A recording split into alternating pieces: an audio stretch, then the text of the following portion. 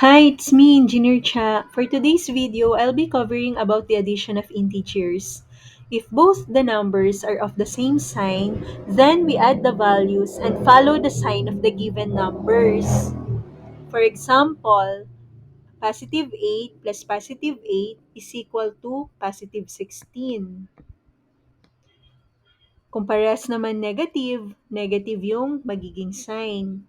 Negative 8 plus negative 15 is equal to negative 23. If they have different signs, we subtract them and find the difference. Then, the sign of the integer with the greater absolute value will be the sign of the answer. Kung ano daw yung integer na may greater absolute value, yun yung magiging sign ng sagot. Sa case po ng 10 plus negative 5, anong mas mataas na absolute value kay 10 at 5? Si 10. At ang sign daw po ng 10 ay positive. So, magiging sagot po natin dito ay positive.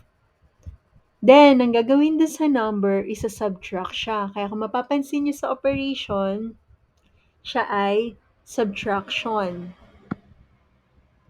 10 minus 5 is 5. Hence, 10 plus negative 5 is equal to positive 5.